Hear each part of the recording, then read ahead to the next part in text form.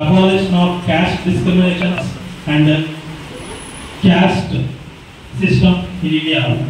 This is the main motto of NHRPF and ACF to protect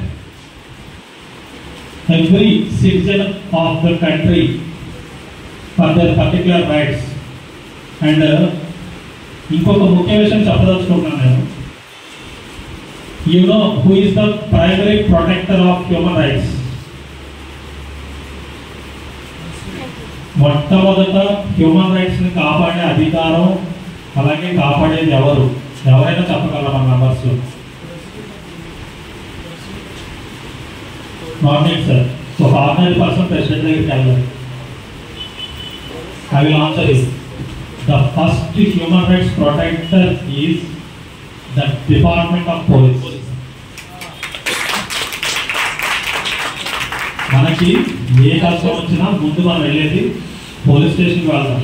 and ఈనాడు కూడా మీకు ఒక విషయం చెప్పాను, ఏదైనా మీ దగ్గరికి ఒక ఇష్యూ వచ్చినప్పుడు first of all you have to refer the